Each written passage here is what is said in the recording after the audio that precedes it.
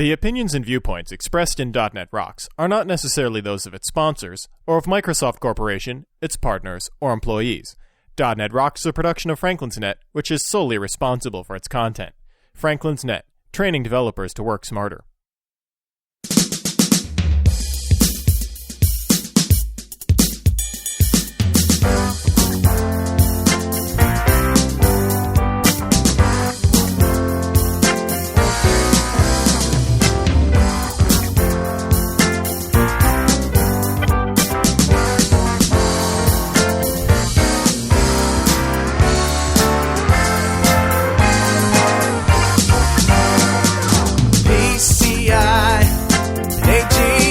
Hey, Rockheads, a question. Gakoop or non-Gakoop?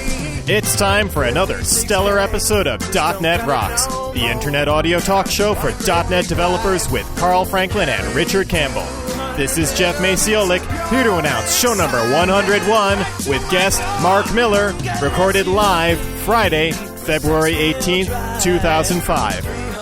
.NET Rocks is brought to you by Franklin's Net, training developers to work smarter, and now offering hands-on VBNet, ASP.NET, and C# classes online at www.franklins.net. And by Data Dynamics, makers of ActiveReports.net, simple, powerful, and cost-effective reporting for Windows Forms and ASP.NET web applications. Online at www.datadynamics.com. Support is also provided by Code Magazine, the leading independent magazine for .NET developers, online at www.code-magazine.com. And now, the man whose mother told him to never trust a Delphi zealot, Carl Franklin. 500 names. Call my friends to play internet games, digital blood. Oh, yeah.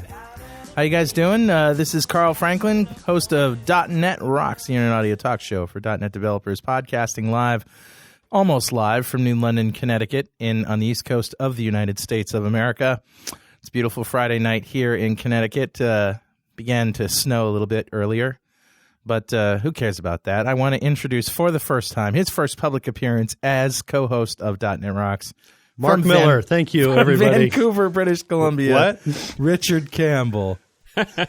Thanks very much, Carl. And thank you, Mark, for stepping on my introduction. Oh, I'm sorry. I thought Clear, sunny, cold day out in Vancouver. You clearly today. don't understand the protocol of .NET Rocks, Mark. Now, you're supposed to shut up until I introduce you, man. Yeah, the guest is under control in this show. maybe you can edit that out. I really apologize.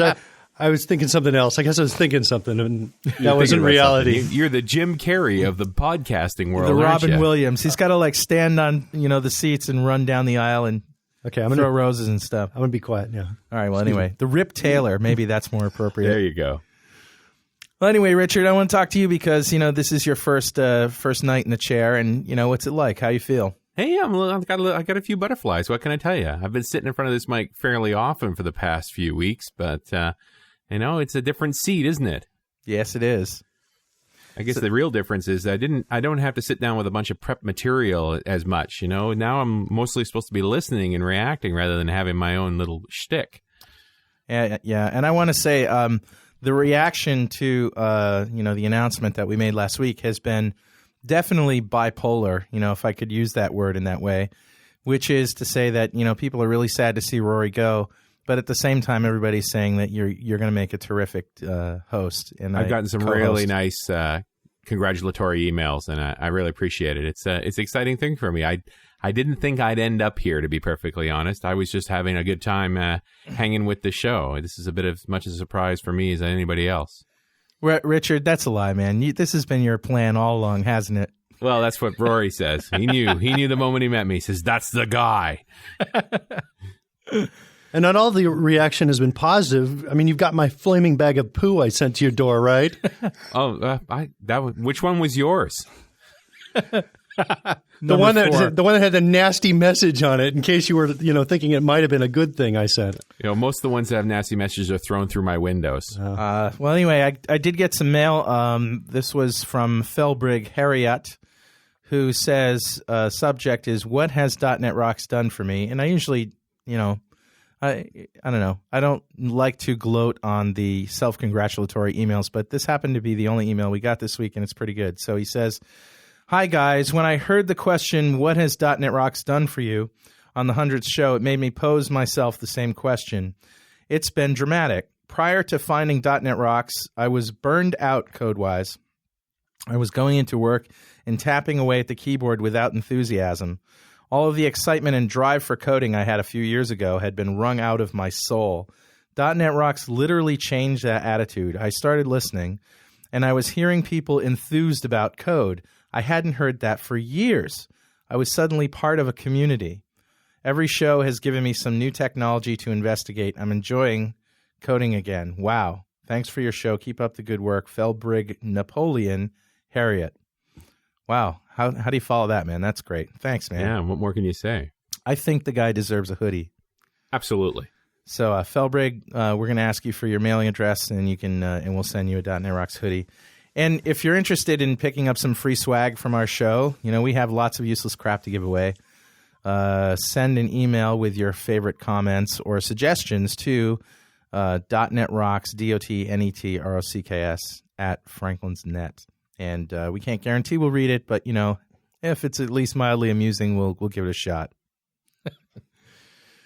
So here we go. Let's talk to Mark Miller, who's, been on the show before. And he swears he's got more things to share, although I'm a little concerned because his mind went blank about 10 minutes ago. He said, Carl, what the hell are we talking about? I've got nothing. Nothing there. I've got nothing, Carl. Yeah.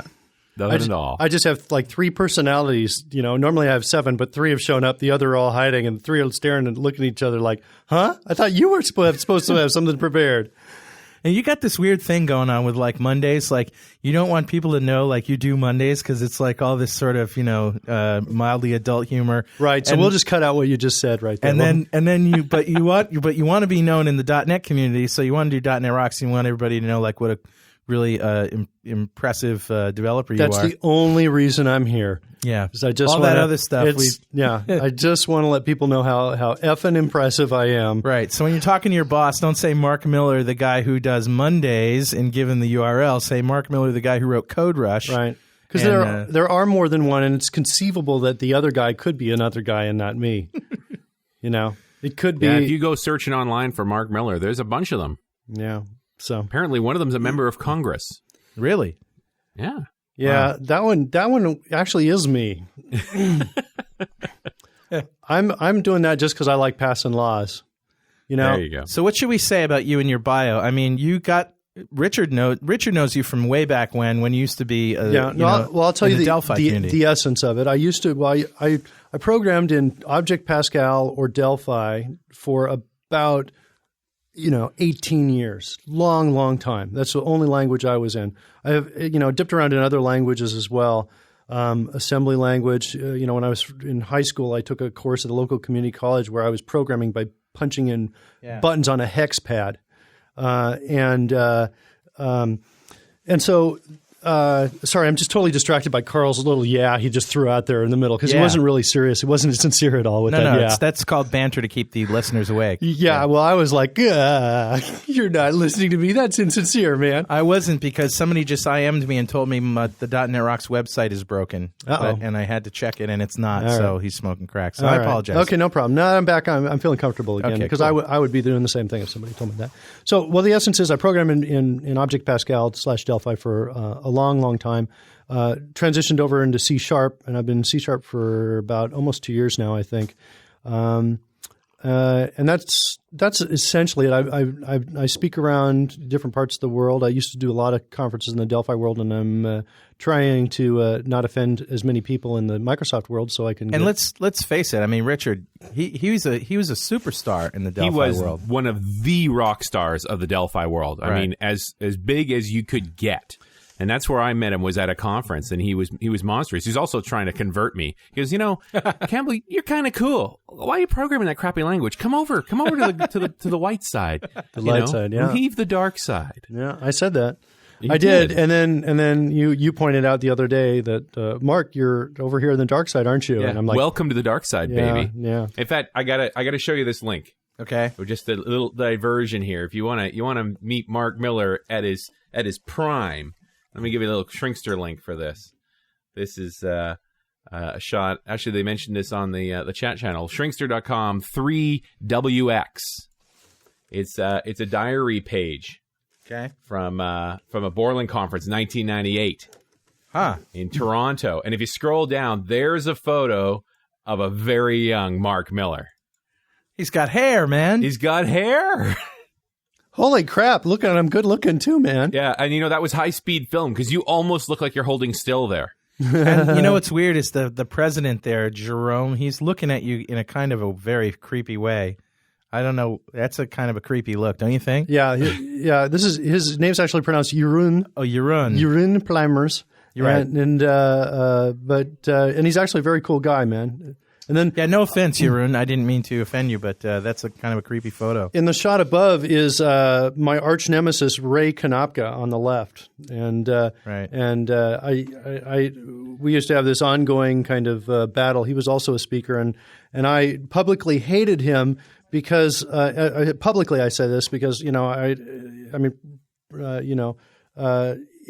privately, he was a great guy. We're good friends. But publicly, I told everybody that I hated him because he was, more professional than me, got better speaker scores than I did. Everybody liked him, more than me. And he was like the perfect older brother, except for he was younger. And then it made me hate him even more, So You showed me when you were here the very first time I met you, you were doing some Code Rush training with me, that you showed me a video that you'd made, which was sort of like The Simpsons with voiceovers. Right. And they showed it at, it had like the president of Borland, all these characters in it. It was all animated. Yeah, it was all animated. And it was, it was the kind of stuff that we would do here at .NET Rocks in the .NET community.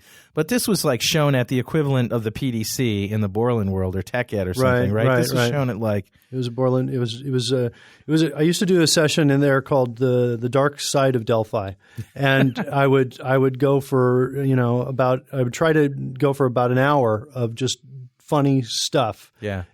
But all geared around developers. Right. So one of the things I had was a version control check-in, check-out system where I merged, video game technology with version control. And so the idea is after you're done working, you want to check something in, you go into first-person shooter mode. And there's real jeopardy here, right? Because the real problem with games is, you get hit, you just go to your save point and you start up again. Right. There's real jeopardy here. If you get hit, we start blasting holes in the code. And so I switch over to the editor and show a hole right through the editor, and so there'd be technology, right? Because we do custom region, but we'd blast it right through the IDE and then I jump back in again. And so I do those kinds of things. That's cool.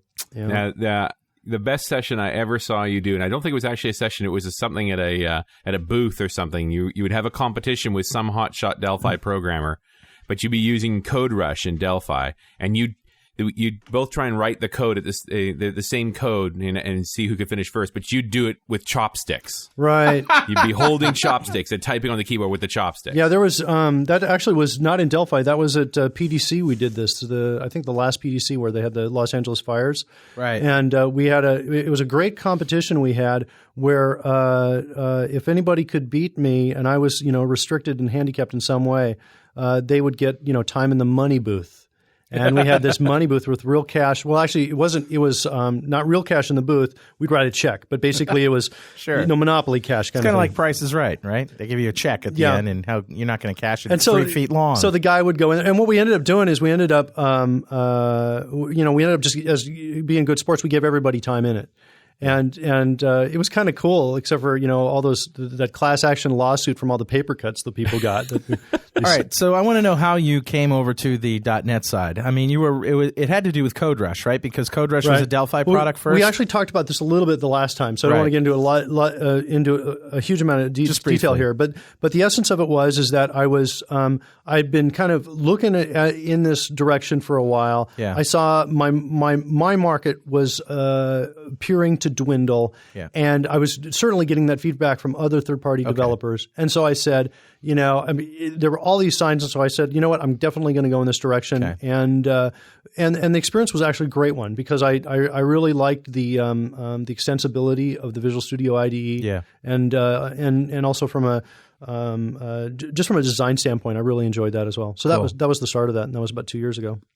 Well, you came to the Connecticut.net user group a few weeks ago when you were up here, and you did a session on just sort of general OOP stuff and GDI, and it was just like, Mark Unplugged, basically, is what it was. You just went off in several directions, and you talked about some things that really rang true that I think would be very important for our listeners to hear.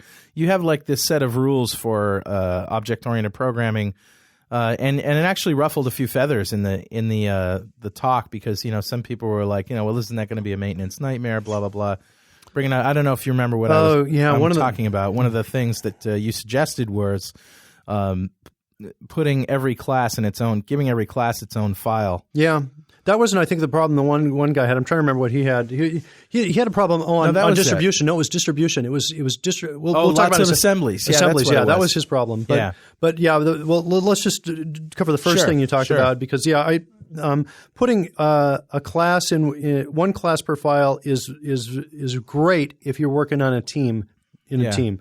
Because then you don't have to go through all the files and find where the classes are. Right, exactly. If you want to find a particular class, its class name, you immediately know its file name. You know what file it's in.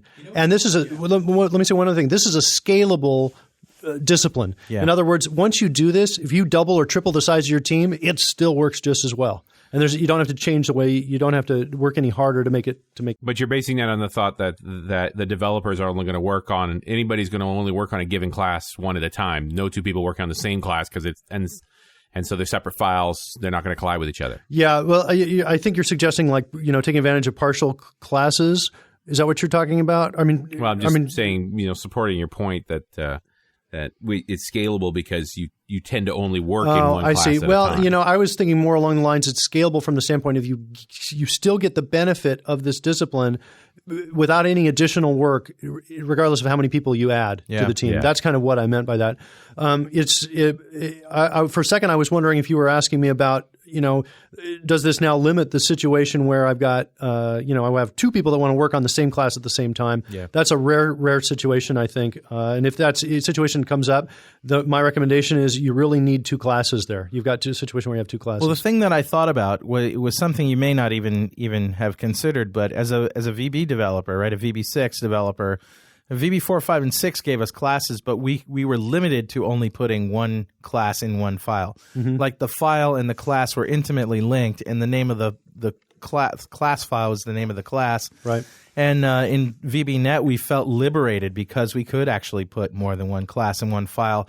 And it just goes to show you that, the best practice doesn't necessarily mean taking advantage of a new feature. Yeah. Just because there's a new feature doesn't mean that you should use it. Well, that's this happens again and again in history with technology. As a new feature comes out, like remember in Windows 3.1 when they had font technology, right? Everybody's like, let me sell you a billion fonts, and you can use them in your letters. And so people were like throwing all these fonts around, and even developers were using them in applications or creating apps that had crazy fonts all over the place. Yeah. And that's what happens when new technology comes out. I mean, quite frankly, I'm scared to death when the 3D stuff and all the other animation stuff comes out in Avalon. I'm just like, because I just know people are going to abuse the heck out of it for a couple of years before everybody starts getting some sense. The equivalent I would think of is when Microsoft first jumped on the internet bandwagon, all that Generation 0 internet technology was appallingly bad. Yeah. It took a long time to sort of sort through and figure out what was decent software, what was not decent software. And even Microsoft themselves, you get that impression that sometimes they just throw stuff on the wall, see if it sticks, and lots of technology just evaporated, and the stuff that stuck got new versions and improved. Yeah. And then there's the stuff that they use themselves and they feel so proud of, and they go out and tell everybody about it, and everybody's like, oh, well, we're supposed to use that now. Like the GAC, right? The Global Assembly Cache. People are telling me, so we've got this website, that uses these business objects, and we're putting them in the GAC, and we're having a hard time trying to update the website. And it's like, well, yeah. Why are you putting them in there? It's like, well, so then they're shared. Well, what are you trying to do? Save disk space? But the problem is that Microsoft builds development tools, and they think that way rather than thinking about building business applications. Right. So it's a good rule. But there was another thing that you mentioned in your list of, I don't know, you probably don't have a list, form a list on paper, but you have it in your head. But another one was prefixing. the names of the class files and the names of assemblies. Like you have a prefixing Oh, system. yeah. Well, we were talking – one of the things – the context of that suggestion was under was first under the general architecture suggestion I had that plug-in architectures are good. Yes. And that was the essence of it. So basically what I said is, look, if you've got an application and you have parts of your application that you want to be ultra flexible – over time, you're going to be changing these again and again. Yeah. Or alternatively, you've got a section of your application that you want swappable. You want to swap out a different kind of provider for that dynamically, either while it's running or a decision made on install or something like that. Yeah. These kinds of solutions are solved by plug-in architectures. Once you have a plug-in architecture, the next thing you can implement is something called load on demand. And load on demand is something that you go out and explicitly say, I'm going to load this particular assembly because I know I'm going to need it soon. Yeah. Right? Now, .NET architecture will give you kind of a generic load on demand built in. Yeah. The first time you reference a class for the first time, it's going to load that assembly it's in. Yeah. Okay. So you kind of get that already with .NET, which is kind of nice. But the problem is that can't preload it. No. The problem is that sometimes you want to, do the equivalent of working with the class, but controlling when the thing. Well, actually, that's a kind of a bad example. I want to say the equivalent of this, but it's really rough. But it's analogous to working with the class before you actually load the assembly. In other words, you want to call some static methods on it. And so the way you would do that in a plugin system is you would decouple the parts you want to work with from the parts that implement the body of the work. Yeah. And the parts that implement the body of the work, those would be the things that you would explicitly load when you knew you were about to need them. Yeah. And as part of that load procedure, what that plugin would do is it would go register its implementers. Yeah. It would say, "Hey, here I am. I'm ready to go." And so now you call those methods, and in this low level kind of core assembly, and it's going to say, "Hey, it's been registered. I know. I'm going to go call it and call the methods." And that gives you this great load on demand that the built-in .NET architecture cannot give you all by itself. Very cool. So once you have load on demand, you can now you gain benefits of fast startup time. Okay, because now instead of loading everything on startup, you load very quickly, like Visual Studio. Right. If you look at Visual Studio, how it loads up very, very fast. Yeah. Visual Studio's load on demand architecture though is not as great as it could be though. If you're a plugin developer for Visual Studio, an add-in developer, for Visual Studio, you know this because you've no doubt written an add-in command and then changed the name of it and then tried running again and it doesn't know about the new name. And the distinction between the way Visual Studio does it and the way I recommend that people do this is what you need to do is you need to check the date. You're obviously going to be profiling this to sense demand, right? You're profiling your when I say profiling, I mean you're taking kind of you're monitoring. Getting a silhouette of the of what the needs are inside of that thing you're going to load later. And you do that the first time you load it, but you also store the date time file stamp. And so the next time you go in and you compare these two, and if the date hasn't changed, you don't need to profile it again. And so you just say, we'll save it till demand occurs. And Visual Studio doesn't do that. So if I rebuild and indicating some change, it doesn't go say, oh, hey, he's got more commands, he's got whatever. So the first time it's loaded, it takes a shortcut. Now this shortcut is good for everybody except for add-in developers, or anybody who's going to install an update to an add-in, I guess as well. I guess it would affect them there. So we've got load on demand. Okay. Now, to really get the benefits of load on demand, the thing that I was suggesting that got stirred up some controversy is you need to do the opposite of what actually some Microsoft guys have been saying, and that is instead of putting everything, what they'll do is they'll say, hey, for performance, we recommend putting everything in one assembly. Yeah. Because then you're not loading all these assemblies. The reason they say that is because the time to find the assembly is a little longer than ideally you'd like it to be. Now, because it's got to check for cultural issues. It could be in the GAC. It could be. There's a lot of places that have to be checked. Yeah. And so they say don't do a lot of small stuff. But actually, we should just say that things loading from the GAC are actually pretty fast. But that's okay. That's fine. I mean, I didn't mean to suggest that they were slow. Half of our stuff's in the but the thing is you have to look. And I think the first place. Well, I forget the order, but I believe the GAC is first. If it's not first, it's second. The first is like local directory, I think. But you can also specify. GAC is before local directory. Oh, it is. Okay. Yeah. All right. Cool. Yeah. All right. So we have some of our stuff in the GAC and some of our stuff is not in the GAC. But to get the true fastest performance, once you have a great load-on-demand architecture in place, you want smaller packages, not bigger ones. Yeah. It's the opposite of what they're saying.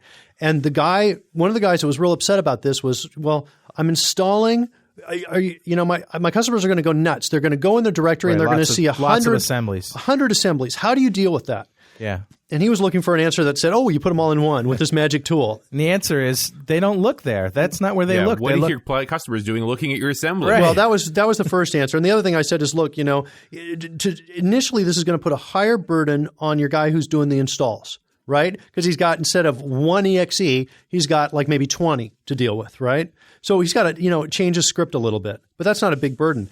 Once you have this, you actually have this wonderful flexibility where if you want to take out a feature, you just don't distribute that DLL, that assembly, and you just take it out. In other words, we can control features, what features are going to be in the product in the install script, not by you going back to developers and saying, hey, recompile.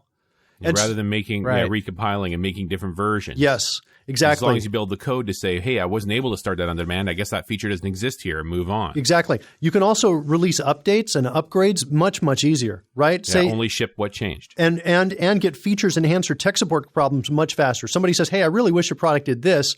And you realize, hey, I got a pretty good plugin architecture. I could create that in like a couple hours. And you do it and you submit it, stick it out on the news group, and it improves the goodwill between customers and you, which is a good thing. And so it takes away a lot of the burden, a lot of the hassles.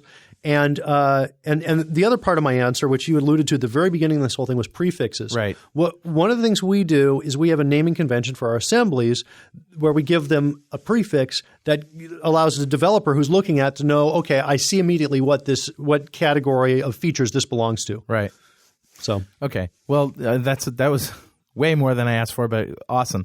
That's also a fairly typical Mark Miller answer. Yeah, exactly. I love hanging out with this guy. But anyway, one of the reasons that I asked about that was because you've obviously read the .NET design guide, where they have, how code should look, how things should look. I've seen some of that. Yeah, right. The style formatting. Yeah. One of the things that they suggest is Hungarian notation out. Yeah, I agree with that. All right. So you have prefixes for your files, but yet what do your variables look like? The only prefix we have currently is we have local variables start with an L and field variables start with an underscore. Yeah. And that's essentially our field variables are camel case, and so are our – So you have lots of long variable names? Not necessarily long, but definitely we don't use short ones. We in other words, we use descriptive. Yeah. What we try to do is get short descriptive names. And does the name usually include what class it is? Or not sometimes? What are you talking about? The field name, you mean? No. Yeah. No, the field variable won't have any reference to the class because it's just a private. Our field variable. I don't mean a field variable. I mean like a local variable. Like if you're going to actually create one on the stack in a method or something like that. Yeah, it's just going to be like L username. Like if it's a graphics object, would it have any allusion to the fact? It would say. Well, it would say like L graphics. Okay, but what if you had three of them? Oh well, then I would distinguish them by meaning, by what their purpose was. L graphics memory, L graphics screen, whatever. This is a bad example, but a good example would be brushes, right? Because you often have multiple brushes or pens. So I'll call one L background brush, L foreground brush, or L text brush, something like that. Okay. Yeah. Yeah. Cool. So basically, the key is readability. Right. That's what I totally agree, man. That's the key. You want it so that you can read this easily, so anybody else on the team can read this easily, so that if you posted this out somewhere else, you're not going to be embarrassed by it. That's the essence of what you want. The only exception I'll do to the long variable names is like with the I iterator. Yeah. Or I might do a J iterator. I use I all the time. But every once in a while, though, if there's if I have a method with maybe more than one iterator in it, I will, and it makes sense, I will change one of these iterators to a well-meaning name, like index or something else to because it makes sense. Yeah. But I don't do that all the time, but I will do it every once in a while. That's almost verbatim what I do. Exactly, because you don't want to get. Then we have no show. If you agree with me on every point, we have no show, Carl. Okay. Well, you never see IJKL in nested for loops. Now I will tell you an embarrassing but funny story if you want to hear it. Sure. For the longest time in Pascal, I used J as my default iterator. Yeah. And the reason I did was because of some early code I wrote long time ago, where I was using global variable I as my iterator variable in all my methods. And I realized, I didn't realize that was a problem until I saw that it was a problem. And then it was a bad problem to fix. Big problem to fix, right? And it was horrible. So this is totally embarrassing. This is like totally embarrassing story. We won't have to cut this out of the show. So no way, man. Oh yeah, we will. No way. So anyway, when I realized that, my way out for any new iterators in there was to go to the next letter of the alphabet, which was J. And so for years after that, I used J as my default iterator variable. So that was, I wasn't always an impressive guy. I used to suck at, quite frankly, Well, we have a question for the Suckmaster here from the chat room regarding sealed and not inheritable. Since a majority of classes you write will never be extended, do you think it'd be a good idea to have VSNet default to sealed, not inheritable for class definitions? No. Would you consider sealing your classes to be an OOP best practice? No. If you're not sure that you'll ever extend the class? No, I never would. I'm actually a big inheritance guy. I know that every once in a while you get these guys that are like, inheritance sucks, and let me tell you why. And they run through the problems, and I guess I would agree with the problems if it's improperly implemented. Inheritance has problems if it's improperly implemented. Yeah. But if given thought and care in design, inheritance absolutely rocks. And personally, I hate it. I will tell you that I have run up against at least two cases in the .NET architecture. One I can't remember, but the other one I definitely remember, where I wanted to descend and it was sealed. And I was like, you bastards, Yeah. And this is the thing, is sealing it does nothing for you except screw you up later. Right. Yeah, I'm not sure if there's any performance. Do you know if there's any performance issue with that or something? I get the sense that there's. I don't think so. I was thinking something with static methods or something. I think I may have heard something off the side. I don't know, but the reason I think that they have that is for security reasons, right? In other words, or at least that's my assumption. My assumption is you seal a class for security reasons because you don't want somebody to create a descendant on the fly and spoof their way into your app. Right. So true base classes that are used broadly are the sort of things you may want to seal just so that people don't mess with them. Right. Well, not base class. You said base classes, but you mean you mean descendants. Yeah. So I don't. I just am. I'm still a big inheritance guy. Yeah. I still think OOP design and is great. And you're like you're not into interfaces that much, are you? A little bit. I mean, well, it's. You told me once that you're not a big interface guy. At one point in my life, I was not. At one point, I was doing a session. This was a Delphi session, and this guy, I was on design patterns, and this guy is saying, "Well, why don't you use not inheritance? Why don't you use interfaces for the factories?" And I'm like, "Huh?" And he's like, "Use interfaces for the factories." I go, "Like, what are you talking about? Are you talking about for the creation mechanism?" He's like, "Yeah." And I'm like, no, and he's going, but why? And I'm like, and finally, and I'm like, because the interfaces suck. So that was my brilliant argument. But part of the reason I said that is because every single training session I'd ever seen on interfaces had a contrived example that was better solved with inheritance. Yeah, and it wasn't until providers, plugins, that's where interfaces really shine. Well, and another one is the observer design pattern. Yeah, observers. Think about observer for a second, right? You've got a subject and you've got observers. What happens when you want to introduce this architecture into an existing hierarchy like the .NET framework, Windows Forms, right? Yeah. So let's say you want to have your form be able to be participant as an observer on another form that might be the subject, right? This is a great example where interfaces can solve the problem and inheritance cannot. Yep. And there are a lot of cases where both can solve the problem, and it's really a matter when I'm coming up to it. Now it's like a 50-50 split. When we've got a situation where we need the solution. The solution is decoupling, right? That's what the solution is. You don't care what the class is. You just need the elements. Or we've got some problem. The problem is we have tight coupling somewhere and we need to loosen it up. Yep. And half the time I'll say, well, let's stick an interface, and half the time I'll do inheritance. And now I tend to go with interfaces if I know for sure there's no way we're going to want to do any kind of, default implementation in the ancestor class. Yeah.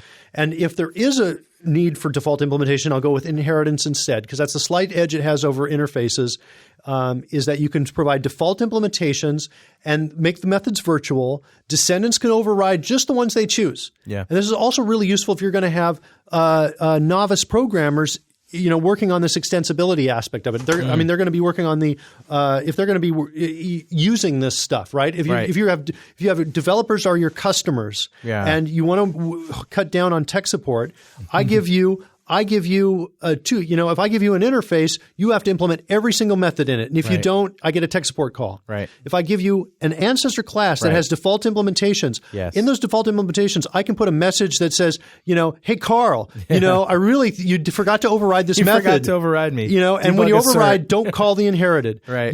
Something along those lines. And I can tell you how to fix the problem you have. Or I can give you a compiler warning, things like that. So inheritance tends to edge out if it's going to be consumed by somebody other than a team member, other than an expert. Right. And so that's my criteria. I see interfaces definitely in the provider and in the plugin and the observer that you said, but that's where you have to have a separation between the interface and the implementation. I agree, man. Every example I ever saw in any training class was always, they give you an example where it looks like they're trying to do inheritance, but you have to write the code. Yeah, but it's an interface. It's like, hey, you have to write the code. Well, yeah, that's the whole point. The other problem with interfaces is when they first came out, they were either too granular or too fat. Yeah. They either required way too much of you. Like I'm not an expert on this, but I think the file shell was an example of this. You had loads. If you wanted to put like a right-click menu item on the Windows Explorer on a file, you had to overload. You had to implement like 3 or 4 crazy methods that had nothing to do with showing your menu item and what you wanted to do, because the interface was too big. And so interfaces, when I was seeing all these examples, I was just seeing interfaces as introducing burden.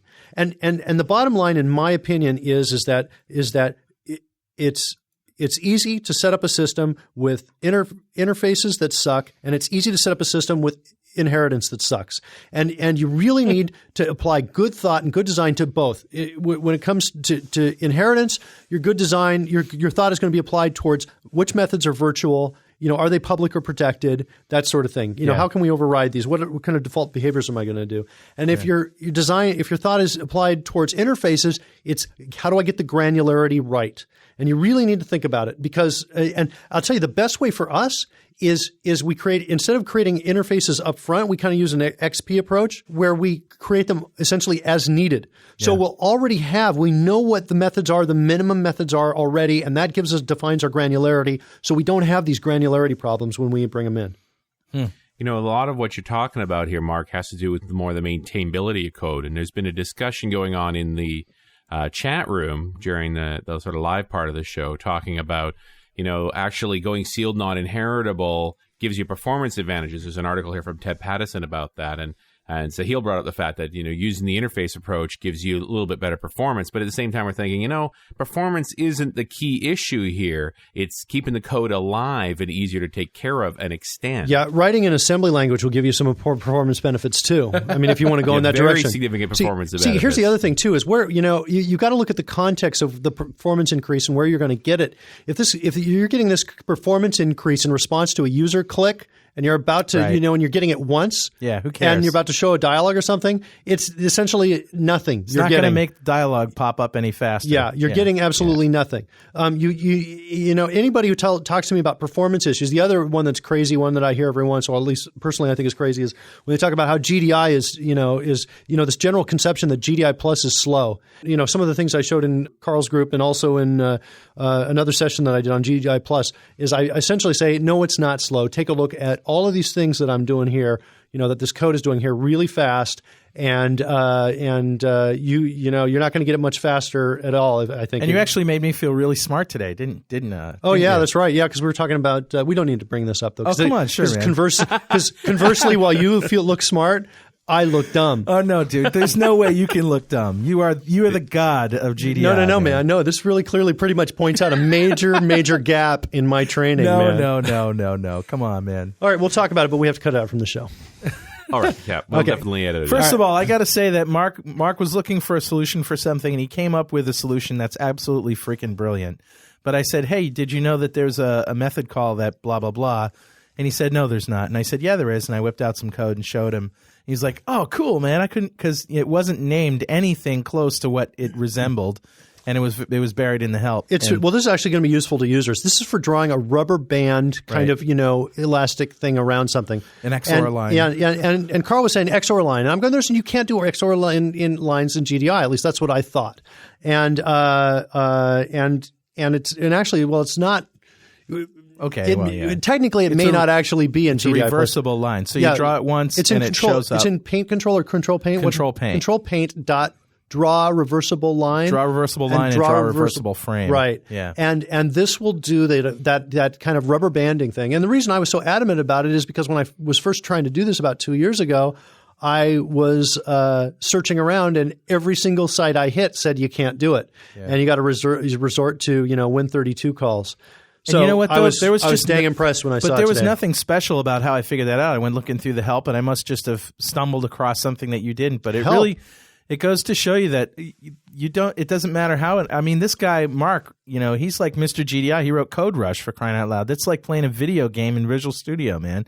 With chopsticks. With chopsticks, it's insane. It's graphics everywhere. I mean, you try to do a 4NX loop, and some helicopter comes off of the right hand screen and dances around your code, and then goes off to the left. We took the helicopter out, man. It's freaking awesome. People were confused by that. So it doesn't matter how expert you are. There's going to be stuff that you just can't find just because you didn't go down that path in the help file. So this is actually one of the nice things about working on a team. Yeah. Is you can plug things by other people and see if they've encountered it or hit something. Yeah. But no, the thing you showed me was great, Carl. I really appreciate that. It's cool. Well, you showed me a million great things too.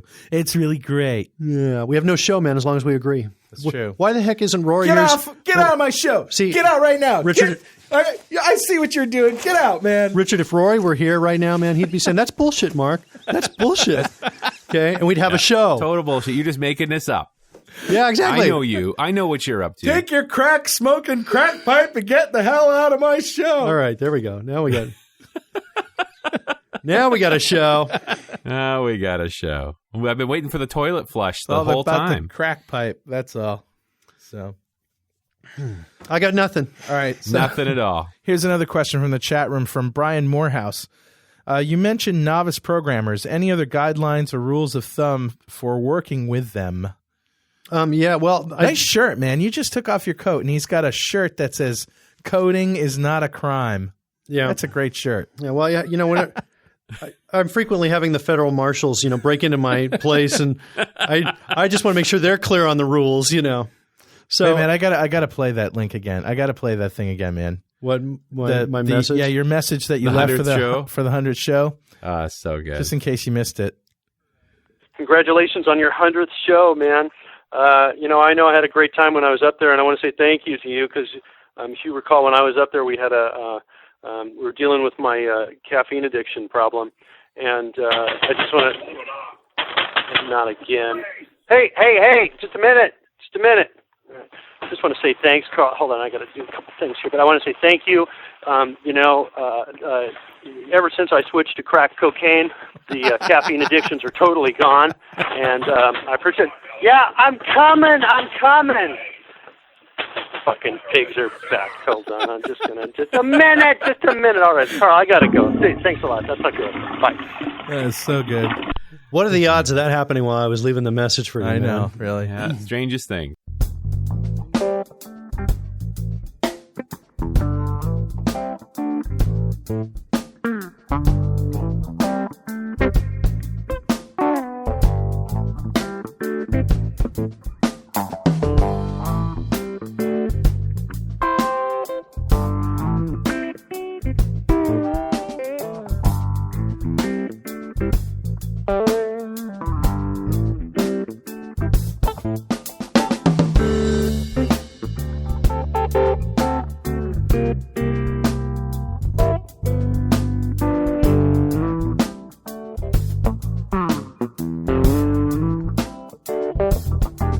Folks, do yourself a favor and check out our friends' Data Dynamics website, datadynamics.com, makers of ActiveReports.net.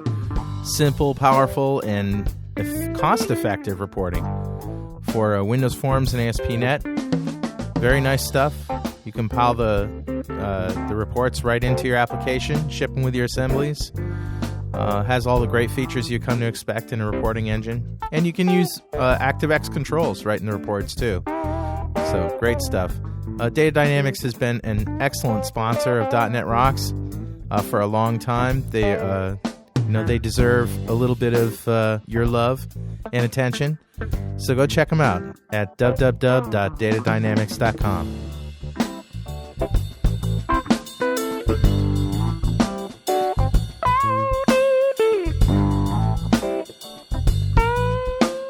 All right, so back to the question: novice programmers. You obviously, you obviously deal with them. It's not so much that I categorize all our customer base as novices, but it's an issue of if your customers, if either you've got novice programmers on the team, or your customer base consists your customers are your programmers, component developers. For you example. have the same goals. You want to simplify the extensibility of your product. Right? The same goals for both Absolutely. sets. Okay.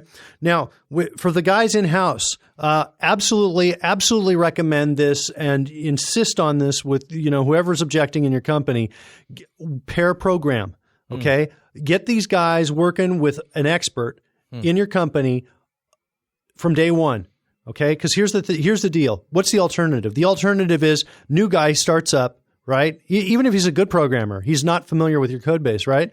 New guy starts up. If you're really super organized, you slam down a document on his desk. He says, this is our code base. Here, read it, study it, learn it. Yeah. And in 3 months, we're going to expect you to be proficient. Okay? And so he's on his own trying to figure it out. Now, let's contrast this with, say you're the new guy in the company, right? You go in and you're sitting down on first day one with a developer who's experienced, and you're maintaining something. You're maintaining code right there from day one. Yeah. And you're at the keyboard, and he's right next to you. And you're just immersed. Yeah. Okay? Think of it like a study partner in college. That's exactly what it is. I remember my grades in high school were always bad until I started studying with a study partner, and it made all the difference in the world. It's made a huge difference for us. It absolutely is. Even if you take a look at, even if you dismiss every other aspect of XP programming, pair programming is the fastest way to get a new guy up to speed and to be not only up to speed, but to become a better developer. Yeah. I've heard stories. I was talking to these guys who were doing XP programming remotely from a place in California to I think a place in Arizona, and they pair program everybody on there. They pair program about 5 hours a day. 3 to 5 hours a day. And the rest they work on their own on whatever tasks they're going to be doing. Yeah. And but they weren't always pair programming. They started out, a traditional house. And some guy said, hey, we should let's kind of move over to this XP kind of thing and let's do this. And what they found were that most of the developers were comfortable with this. There were some hurdles to get over in pair programming. I can talk about those, but most were. Interestingly enough, the ones that were not comfortable were the lead programmers, the gurus. Because they wanted to be the top dog or what? Well, they were just like, I don't need this. Yeah, right. I don't need this, right? I'm more productive by myself, more productive with two of us than together. Sure. But they were convinced to change their ways. And the way they were convinced is because this company was taking metrics on bugs. And what was becoming evident is all the pair programmers were turning in dramatically fewer bugs than the gurus. Wow. And once this started becoming, they were evaluating this week after week after week, the gurus were turning in more and more and more bugs. The gurus said, okay, we're going to do the pair programming.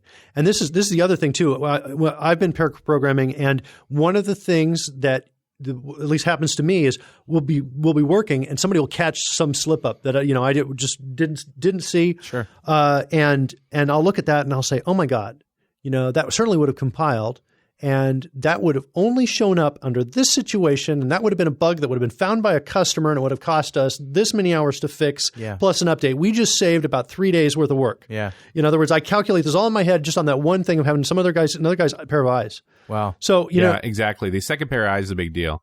I was going to tie to that as well, which is I found generally when I want to pair up the new guy, I don't pair him up with the most senior guy. I pair him up with a high intermediate guy, because then they both get more from it. Sure. Teaching strengthens the intermediate guy, and the junior guy gets what he wants. the other big thing I found with not using the senior guru is you don't tie down the senior guru, but the intermediate guy will also tend to show the junior guy where to get resources when you don't know something. Right. That the most senior guys generally don't need to do. I would totally agree with that. And the other thing I would suggest is you can stick the intermediate guy with the senior guy every once in a while. Yeah, absolutely. I do think shuffling it around, and there's always a challenge of personalities there too. But, generally moving around the pairs, helps. That's a question actually from the chat room. Greg Lowe asks, how often do you switch between members of the pair while coding? I've heard of companies that do it quite dynamically, where a company like with 20 developers, they're working and, they'll finish a task. They divide tasks up in small tasks. Milestones. And they'll basically say, during the day, somebody say, okay, I'm ready to switch. Huh. And when the next guy's ready, that's interesting. So you leave it up to them. They combine dynamically. That's not how we do it. The way we do it is we do it essentially by project. So what'll happen is, and I'm actually the guy who assigns this. So what'll happen is depending on what the project is going to be, this is Developer Express. I will say, okay, and within my team, right? I say, sure. So I'll say, okay, Eugene and Alex, I want you two guys to work on this particular task right here. Yeah. And then these other two guys, I want you to work on this based on skill. And part of my goal though as well is to introduce people to new technology that they're not familiar with. And this is another strong benefit of XP is if you have this switch over, and I wouldn't do it several times during a day, but I would definitely do it like once every 3 days or, something along those lines. It's good because what it gives you is it eliminates this problem where you have one guy that knows the solution to a big chunk of your code, and then he gets hit by a train, and then everybody in the company's looking at each other and saying, well, I guess we're not coming out with a version 2. So if you've got a strongly personality type sort of who knows the stuff and he just sort of takes the lead all the time and you don't sort of force the other guy to take the reins, then you essentially have an observer. You keep rotating people against him and more people understand the bits that he's got. Yeah, right? yeah. And so this is very valuable for a company. It's not so valuable for the guy who's maintaining his job security based on his secret knowledge as opposed to his skill. Yeah. Right? So if you're that kind of guy, you don't want to have pair programming. Those kinds of guys, I was just going to say they don't work in pair programming because they're the guys that have to have their stash of knowledge and they dole it out very slowly. Sure.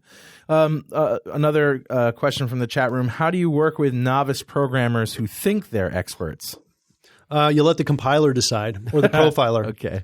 I mean, that's the judge, right? Digital bitch slap. Well, every once in a while, I've been in a situation where I've been not with novice guys, but with another expert programmer, pair programming, and there was a disagreement over the way to solve the problem. And resolving the disagreement took like 10 minutes of argument. Yeah. Right? Going back and forth. And one of the skills you have to do is sometimes you just have to say, okay, fine, I'll let you win this time if it's not that important. And then, you take turns letting each other win. That's one way to do it. Yeah. But there's this one issue where it just would not resolve within a minute or two of discussion. Right. And we both had valid points. That's why it wouldn't be resolved. We were both holding on to valid points that we both had. Right. And it was one of those things where we ultimately at the end of the 10 minutes, we said, okay, look, what is the cost of screwing this up? If we go, in other words, for me, I measure what the cost is if I go with your idea that I don't want to go with. Yeah. What's the cost? And then you do the same on my end, right? And then we weigh what the cost, what damage is less in each other's perspective. And that's how we solved that. We ended up saying, and I think I ended up going with him. I don't remember. He may have gone with my idea, but it was one of those things where it ultimately didn't matter who won, but it mattered how we solved the problem. And that's how we ended up doing it. But that was a rare case. I was going to say that'd be quite difficult with some people that I've worked with. Yeah, always you either let the compiler decide, you let the profiler decide, or you let the code speak for itself. The code is easier to read. Yeah. Now you can get this problem in C++ more often because in C++ you can have a guru. You can have two gurus in the room that don't know anything about how the other guy writes or can't read each other's code. Let's put it that way. Yeah. Two gurus, C++ gurus that cannot read each other's code because there are different ways to solve things. You can use macros. You can use massive single line statements with massive expressions and all this crazy stuff that if you wanted to encrypt stuff, you were talking about what SHA-1 is. Yeah, SHA-1 is broken now. Well, if it was just in plain source code in C++, they could make it so it was undecipherable, right? That's true of language. There's a number of languages that are write once, read never. Right? And by the way, Perl is like that. By the way, if you're like a C++ guy and you're just offended, just stay tuned, man. I'll be pissing off everybody by the end of the evening. And if you know what that means, SHA-1 and is broken, there's probably a lot of shocked people out here going, what? What did he say? What is it? Broken? But I did get an email from going to a URL, and I'll shrinksterize it right now, that some people have cracked SHA-1, and it's essentially got a bullet in the head. No longer. Well, that's subject to interpretation. I mean, they found a 2 to the 69th hash operation solution, which means, your typical off-the-shelf machine's going to crack it in 2,000 or 3,000 years. But you could build an array that could crack it in under a year. The more salient point to this is that eventually, with Moore's law continuing to progress the way it is, in 5 years it'll be routinely crackable.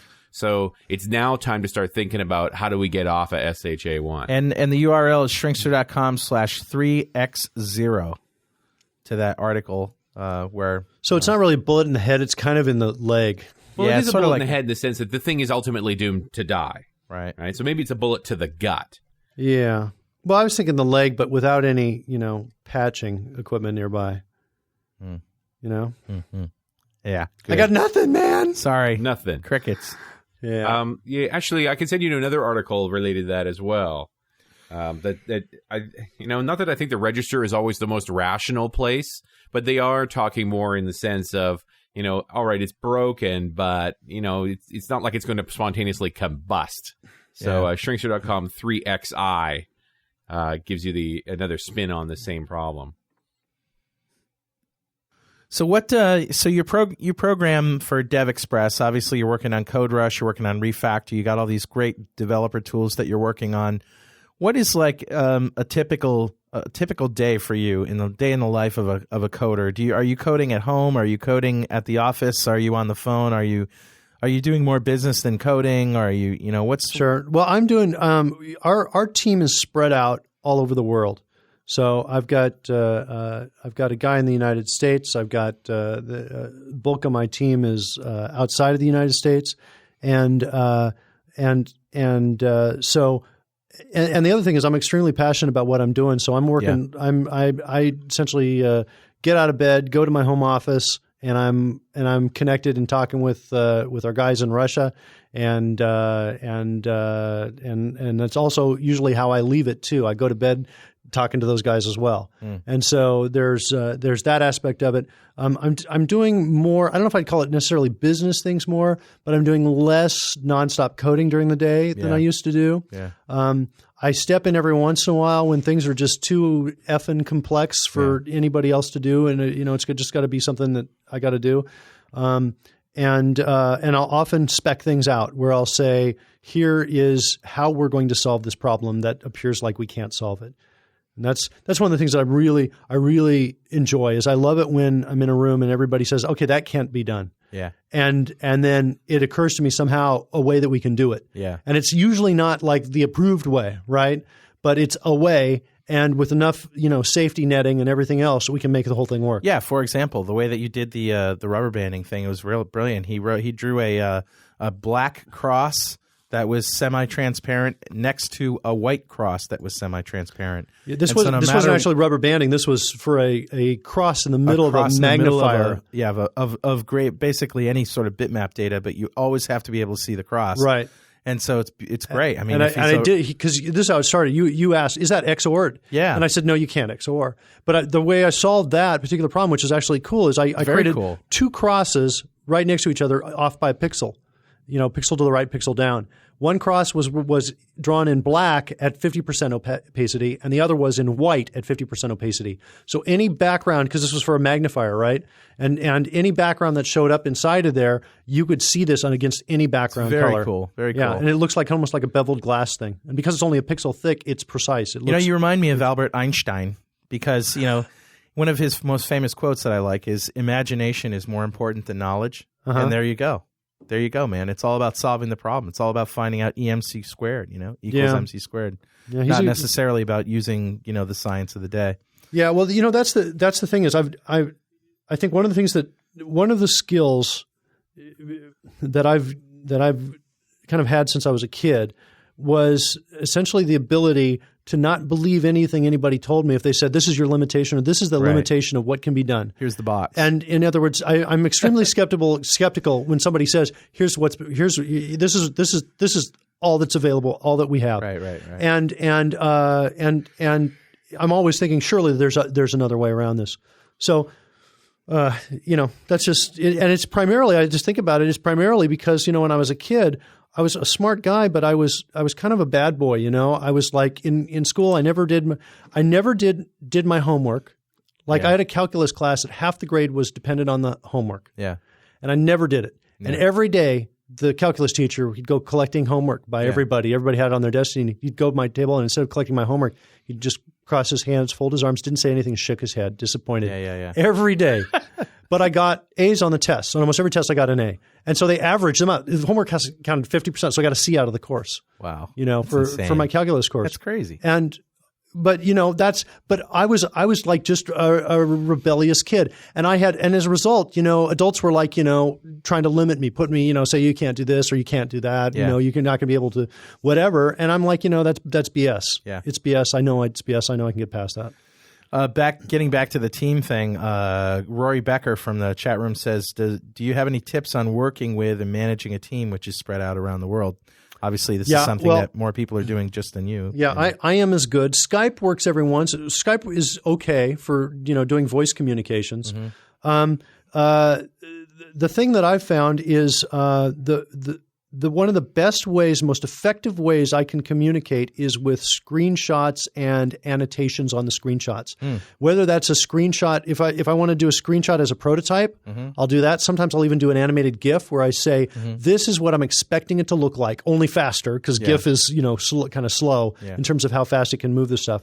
So I will do that. When I'm doing bug reports, I'll do a screenshot of whatever thing is wrong, and I'll be throwing arrows all over the place. And this is actually one of the points that I brought up in the session at the user group is I was talking about presenting information with clarity. Yeah. And one of the ways that you can present information, if you choose it, is in serial, which is kind of like a slideshow in a presentation. Here's my one point, and then now here's my next point, right? Yeah. And you're only seeing that one thing.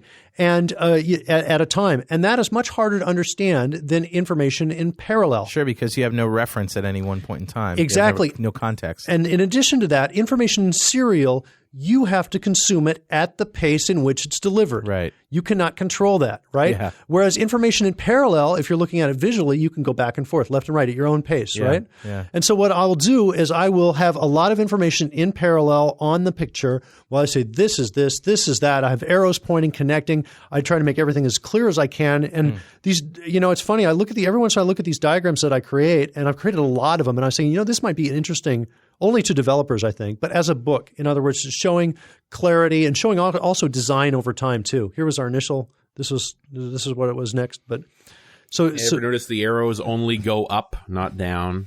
There's always more arrows, not less. Oh, I see what you're saying. No, well, it's not bad. But one of the things that I did do is one of the guys that we had, he would say, okay, essentially think he was done, right?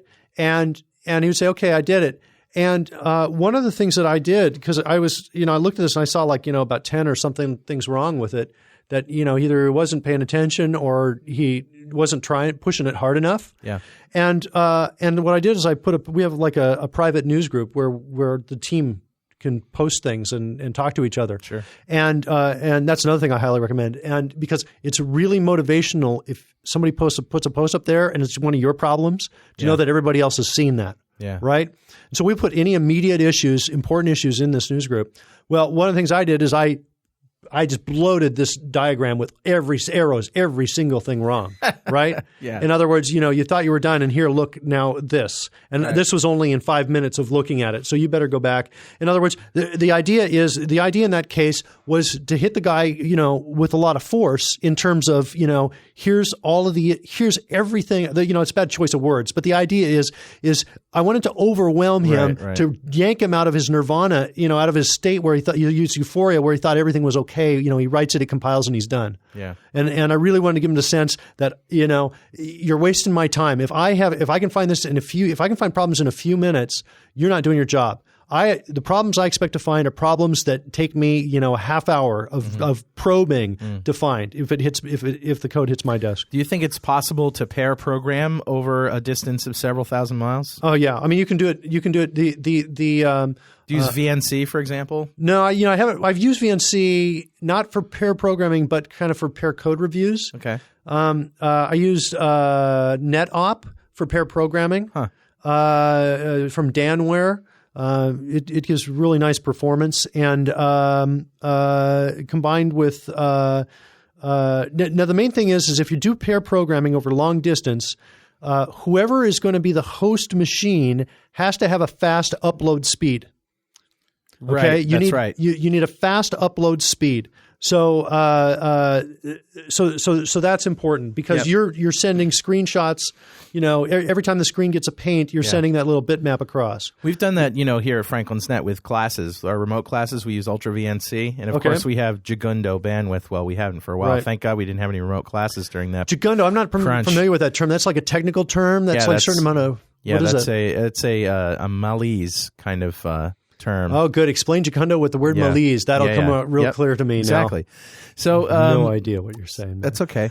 You don't have to. So, but anyway, we've had. I got nothing, man. He's making up words, isn't he, Richard? He is. He's totally. He's making up words on me again. We've had people, in several places all over the world connecting to my teaching computer and listening on a phone conference, and it's they take that image or that computer, and so they got two monitors. They got one monitor where they see what I'm doing right next to them, and they have their development machine, and it's just like sitting right next to somebody and taking a class. And this is all driven from one machine, right? All the VNC is on their second monitor.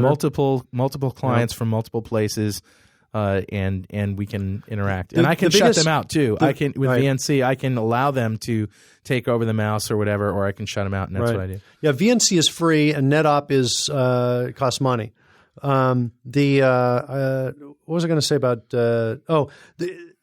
One of the delays when you're going over long distances and you're pair programming is scrolling. That's one of the biggest things you'll notice, right? When you scroll, because it's a lot of screen updates at once. Yeah. The other thing is if you are not the host, you're the guest, and it's your turn to code. In other words, sometimes you'll see a problem, right? And you'll say, like, my mouse or my keyboard. Yeah. That's the other guy's cue to, like, get his hands off the mouse keyboard. You go in and fix it real quick because it's faster for you to fix it than it is to explain it, right? Sometimes that happens every once in a while. When you are the guest, sometimes you'll see a lag depending on screen size, resolution, and bandwidth issues that between what you type and what you see. Right. And, that's true. And that's about the only thing there. Because if you have like DSL, at home or whatever, you may not have a good upload speed. Yeah, you want to make sure you choose the fastest upload speed you can if you're going to be the host. Yeah. And that's the essence there. And the other thing is I would probably recommend not doing your audio on your upload speed unless you got a big ass connection. Yeah, See, that's my technical term. Conference. My technical term is big ass. Big ass big is ass good, connection. Man. Yeah, big Bob Marley connection. Yeah, basically. That's what I'm talking about, man. Yeah. Let's see. Brian Morehouse from Not Worth Mentioning. That's his company name apparently. He says, "What? Very good, Brian." He says, "What OOP mistakes do you see as most prevalent and or most costly?" I don't know, man. I think there's there's two, I suppose. One is ignorance of what you can do with it.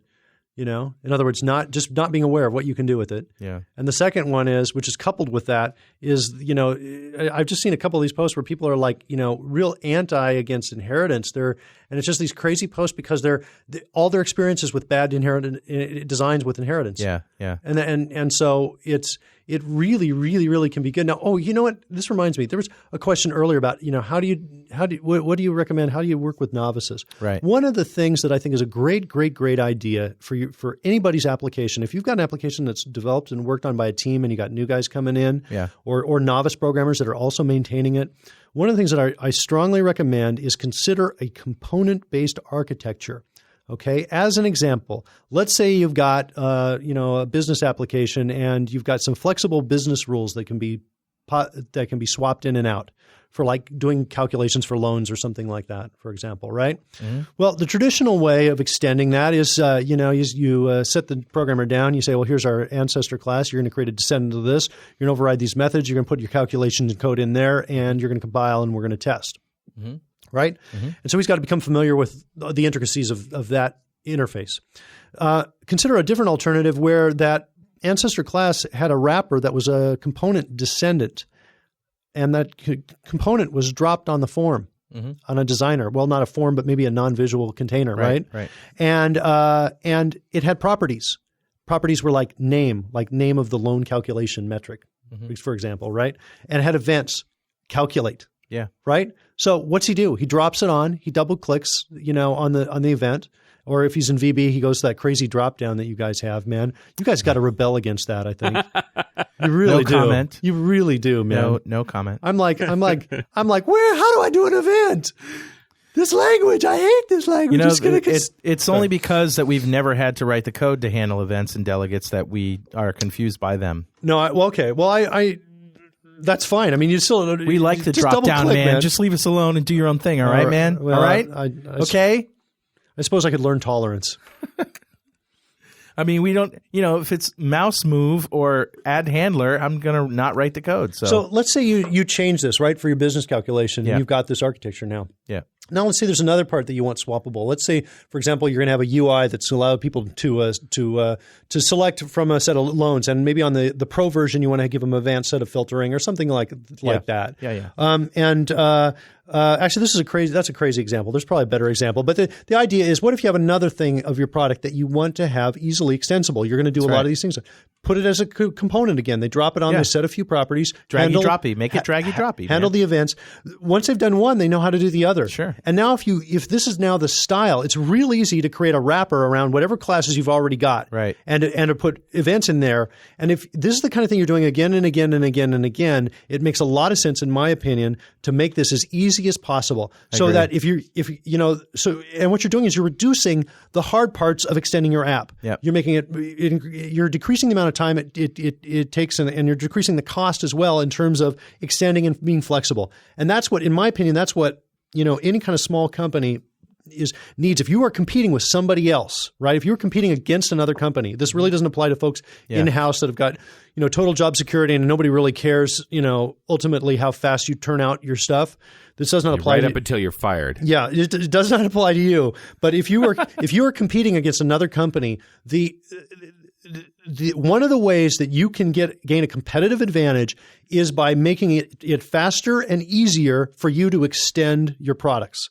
And that's just bottom line. Like, as an example, look at what we do. We are extending Visual Studio itself, the IDE. When VS 2002 and 2003 came out, a lot of people looked at it and said, you know what, this IDE is pretty good. You know? And so now what's my idea? My idea is, hey, let's try and make it better, and let's compete against Microsoft.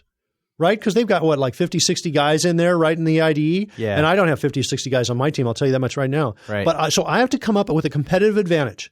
And my competitive advantage against the team that's doing the IDE, that's going to help us continue to extend and enhance that at a faster rate and come out with features at a faster rate, more flexible rate than they are, is this architecture that I just described.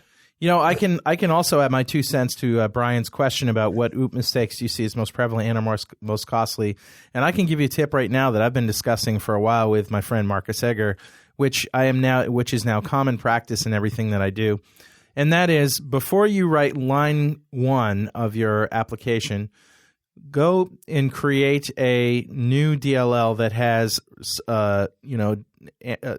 descendants or ancestors. I guess I'm not sure what your language is, but descendants meant descendants of all the Windows Forms classes, and the Windows Forms controls and the Windows Form itself.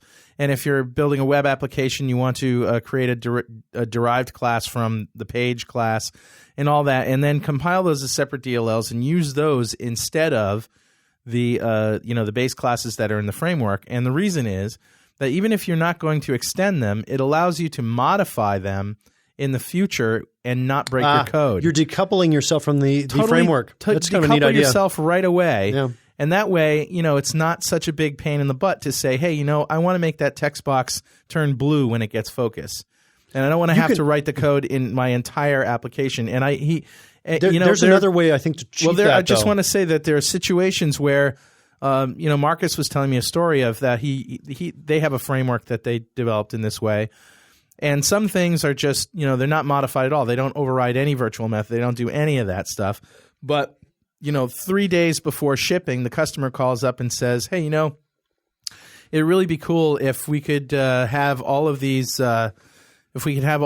text boxes mainframe style. And so we want to force all the text boxes to uppercase, like 2 days before they shipped. And, they had dozens, if not hundreds of forms with text boxes all over the place, but their text box class was defined in one place. They just go in, they make one change, and they can deliver on time. I mean, there's a real-world situation where decoupling can save your ass.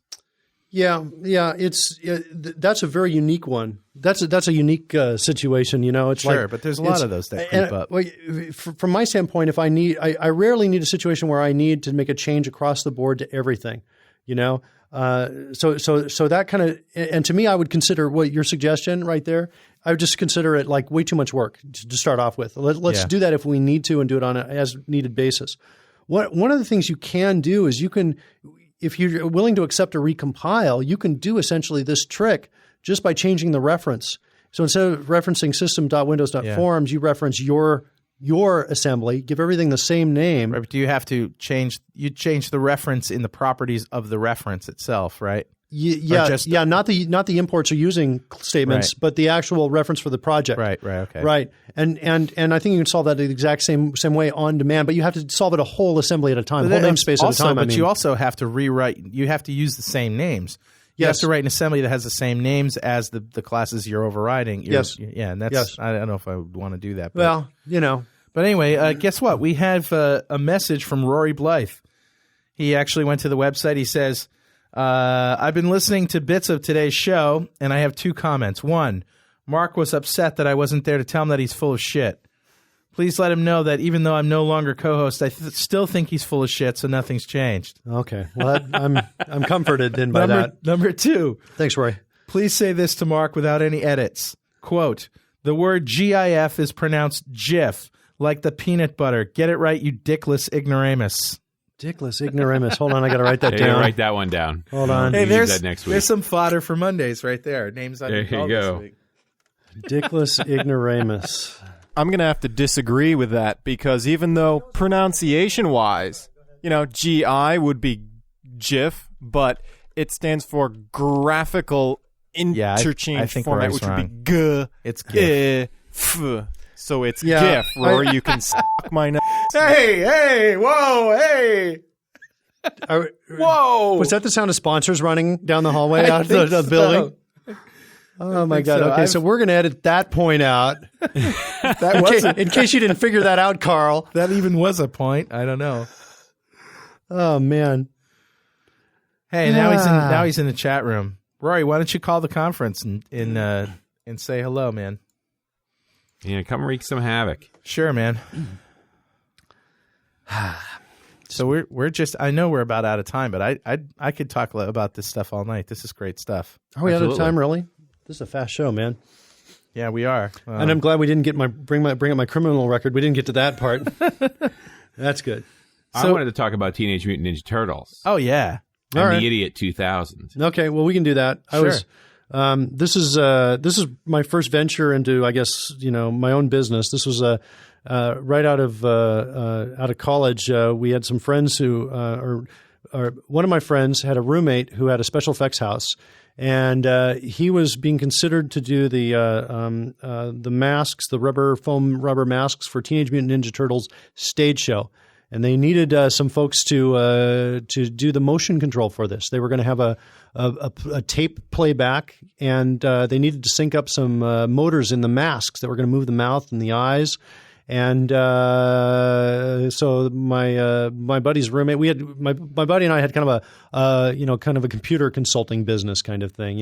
We didn't have any real great money making ideas. We just gotten out of we were just getting out of college, and at any rate, they gave us a shot at doing a dog and pony show for this, and we did a dog and pony show, and we had no synchronization at all for this. We had no way to synchronize things up, so we just used timing and dumb luck in the dog and pony show, and we ended up getting this contract, and we get a check for $35,000 to buy the equipment we need to make this work, and we have 3 weeks to deliver this. Oh my God!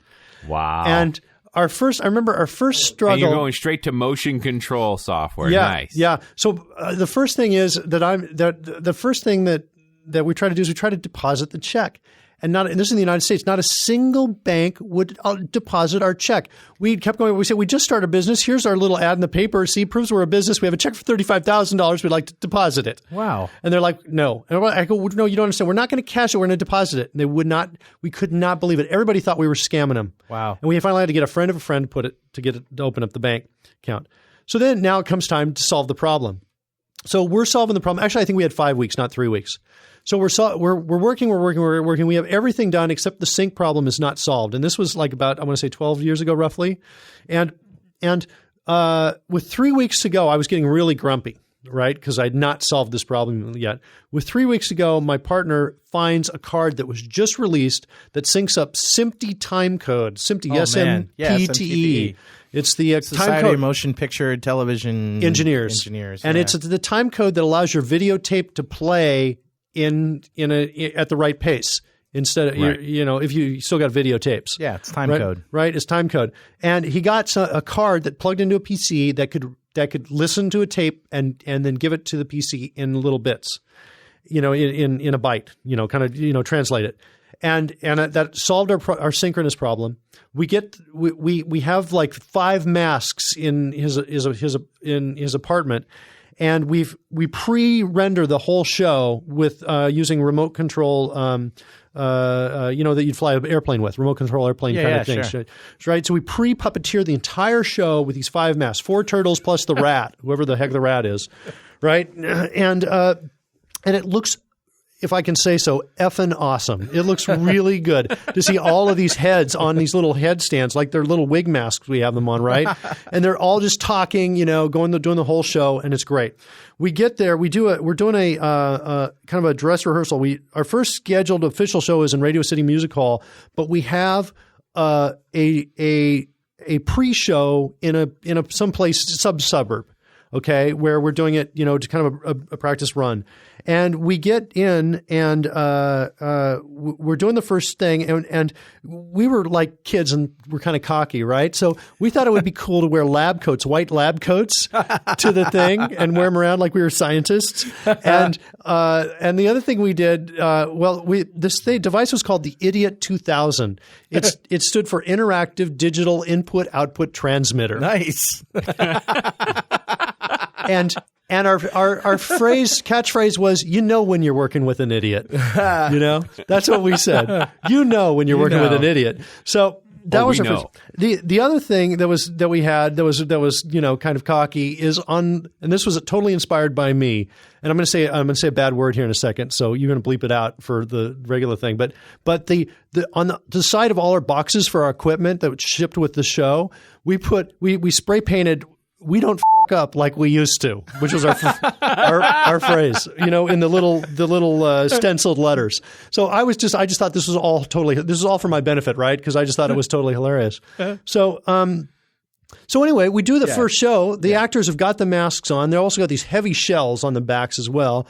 They're going around, and we're just like, it's working beautifully, and we're loving it. And then for about 8 minutes. And then all the actors kind of at the same time are all like, doing the cut symbol across their neck, and they're waving their arms, and these guys are like gymnasts that they hired, right? And they're taking off their masks, and they're all gasping for air. And we forgot that the masks are sealed, and when they're not talking, the mouth is closed, right? And they can't get any air. Oh my God. So, oops. Yeah. Design flaw, right? Shit. So I'm like, oh, so you wanted to breathe. You didn't spec that out. You didn't spec That'll be an extra $35,000, please. I need to check in advance before I can let you breathe. See, well, we were not experienced then. We just said, okay. So I went back and I said, well, I've got this thing that previously recorded in one shot. Now I needed the ability to punch in on a single channel like the mouth, open it up. Yeah. When they're not talking in a way that's not obvious, right? Right. So they can get some air. Yeah. The other thing they built into the stage, they built in these fans all over the stage and gave them some streamers coming out. You could have just made the mouth open like a half an inch and make them look like they were lost in thought. You really want to give them more room than that, believe it or not. You really do. You really want to open this wide because these guys are doing a lot of gymnastic stuff. So couldn't they have like poked holes in the nose or something? No, man. No. Why did they have to be hermetically sealed? I mean, no, it wasn't that they were sealed. It was just that they were closed enough. There's just no way to get air to come in. And you couldn't poke a hole in the mask somewhere? I mean, no. You need a lot more. You need more space to come in. We could not poke a hole. I mean, there was holes around the neck. It wasn't like it was hermetically sealed. Oh, okay. It was just imagine a serious workout. What happens? You open your mouth and you're breathing. You're going, yeah, right. To get as much in. So I had to rewrite the software on the fly. And, this is a totally high pressure situation, right? Because they have sold tickets to the show. Right. And if I don't get this thing solved in, X amount of days, then we have no show and it's all my fault. And they're going to die because they can't breathe. You're going to suffocate some cast members. Donatello just dropped. Exactly. With a brain hemorrhage. And the kids will be traumatized for years because of that, right? It's all your fault. I have some serious responsibility. So I made it so that we could punch into a track on the fly, record a little bit while it was playing back all the other tracks, and then punch out. And we did this several times, running it live until we get a section. We say, that section was good. Let's commit it. So we commit these little bits that we were doing on top of it.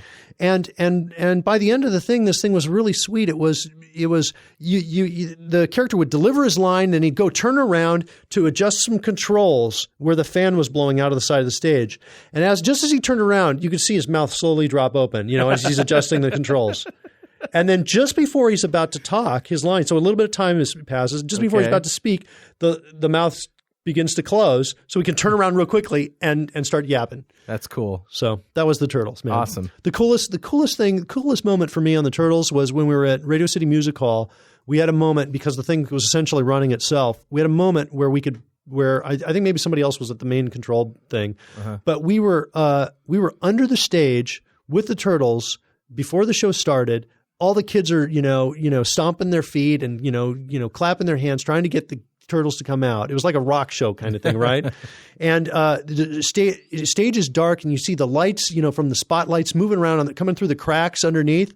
And then all of a sudden the twang from the guitar kicks in, the hydraulics on the stage pump up and raise the Turtles up right in front of us. And so we're still under the stage. And I turn to my partner and I say, not many people get to experience this. This is pretty fucking cool. So anyway, great. so that was the Turtles, man. So what's on the horizon for Mark Miller? Are you going to do any speaking or touring or, rock and roll shows? Or are you going to, strip clubs? What are you going to do, man? Well, no, I'm not going to any strip clubs, man. Well, if nobody knows, you are the sort of the center of the universe of the show Mondays.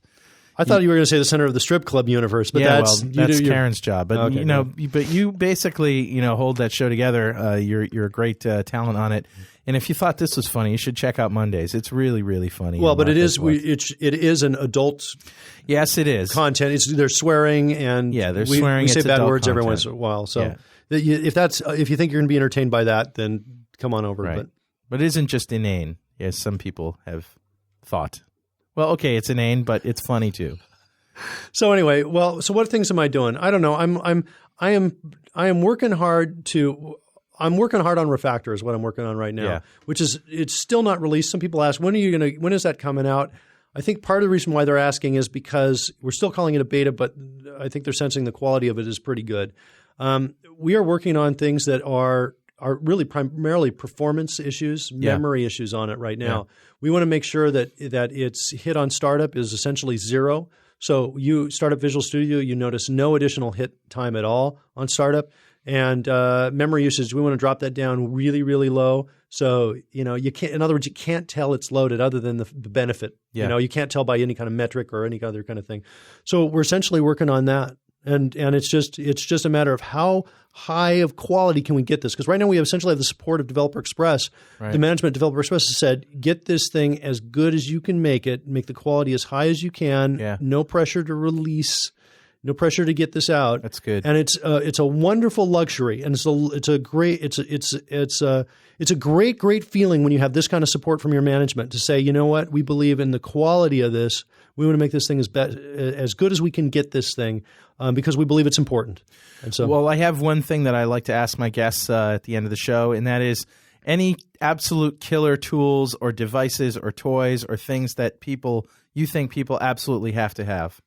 I mean, besides CodeRush. Well, is there anything other than CodeRush that matters? Well, Refactor is pretty hot too. Okay, but you know what I'm saying. But have you downloaded any tools lately? I'm going to say that. Well, the obvious one I'm sure everybody says is Lutz Rotor's Reflector. Yeah, that's got great design all over it, man. I was thinking Reflector really when you were talking about how Visual Studio works. I mean, you obviously got in there and took a look at it. Well, actually, no. A lot of Visual Studio is not written in .NET. So I can't go in and get into it. The Visual Studio, because they had to release it, most of it's written in C++, I think. Okay, not .NET. See, I heard it was all C# or mostly C# and some things in assembly. No, I think you've been here. Well, I'll tell you, based on my spelunking, that's not correct. Okay. The property grid is .NET. Okay. I mean, we know that obviously, right? But I can spot. One of the things that I can do is I can get an event when any window gets focused, and when the window gets focused, I can I've got some code that tries to typecast it as a .NET thing and then checks it. Say, are you really a .NET class? And so I can tell if something's .NET or not. Okay. And the vast majority of the Windows and the tools in 2003 is not written in .NET. Huh. It's not. And, I talked to the guys about this, and it was basically the way it was explained to me, it was we got to get this thing out to market fast. So we decided not to write it in our own language. And I was like, okay, well, you're going to have to do that. That's going to hit you. Is this you're going to pay for that sometime, right? Is this like NDA knowledge here? Well, or is this public knowledge? I queried. I don't know if it's. I don't think it's not explicitly NDA, and it's probably not public knowledge either. I asked myself the question: is this under NDA? And I was like, I don't think so. So by the way, anybody at Microsoft, if you think that's under NDA, just let me know. Okay, just send me an email, and I'll send you an apology. I'll officially deny that I said it here. We're not recording this, right? There's no transcript or anything. Actually, it's all written in Perl. No, I mean this is just this was a remark somebody made to me, and that it was written in this way, and so. Yikes! Usually, one of the aspects of NDA is they say there's a responsibility that somebody said this is confidential, right? And they either say it or they note it in some way, and that was not noted. Okay, no. all right. So I don't think so. Well, you're off the hook then. All right. Well, Richard, what do you think? You like this job? I like this job. Well, and I'm really glad it was Mark first time around. Yeah. It was a great show, Mark. I wish we could go on, man, but the clock on the wall says all right, man. That's fine. Go. Appreciate the time, man. It was great. It's great talking to you. What can I say, man? You're brilliant. Oh, thanks, man. I love your tools, and I love listening to you talk, and I could talk to you all day. So come on back again sometime in the future. And, maybe I'll get you into Dev Connections, too. I'm going to try. Get you in there in Orlando. We'll talk. See you.